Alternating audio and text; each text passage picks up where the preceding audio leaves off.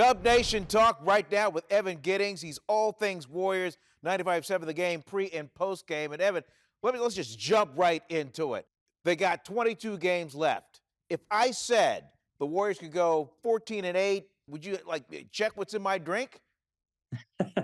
I would say, Vern, can I have what you're sipping? I mean, that to me is expected at this point. When you acquire a talent like Jimmy Butler and you pair a co-star with him alongside the great Steph Curry, that should be expected. You don't make that trade and you don't invest $112 million unless you are trying to make a postseason push. And I'll take it a step further. Over 22 games, if this team doesn't go, I would say 15-7, 16-6, they're not going to acquire what they want, which is the 6th seed. Going back to Saturday's game against Philadelphia, is this just one of those things where sometimes you just get got?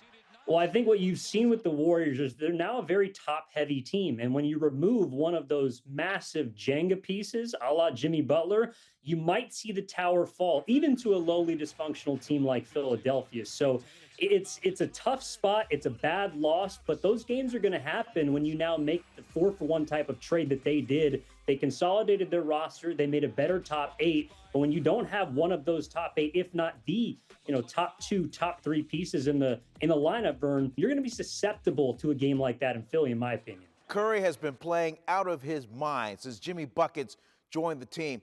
What in the world is Jimmy Buckets doing at both ends that takes the heat off of Curry to let him cook, so to speak?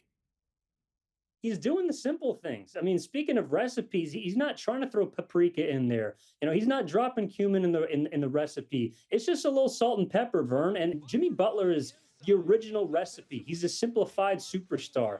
And when you got a player like that on both ends, it makes the offense easy. It makes the defense more simple. It allows Draymond Green to be better. It allows Steph Curry to simplify things himself. And that's why you're seeing a 36, almost 37-year-old play the best basketball we've seen him play since he won the championship in 2022. I'm sorry. I said I think we're going to win a championship, but I lied. We are going to win the championship. Wow. Tell the truth. Before February hit, we wouldn't be having this conversation about him, would we?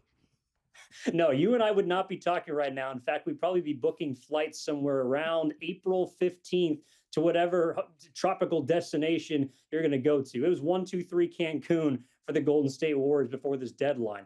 If we would be talking about anything, it would be, when are they going to shut down Steph Curry? Because why is he playing basketball right now? So, this Jimmy Butler trade has been a shot in the arm for the Warriors.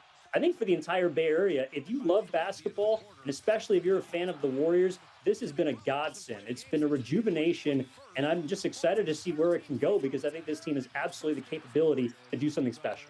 Yeah, Steph Curry going to be 37, just right around the corner. Hey, let's get out of here with this one. When you go to a Warrior game, let's just say you're a fan. You're not working 95.7 The Game. When you go to a Warriors game, you sit there, you want to see what out of this team?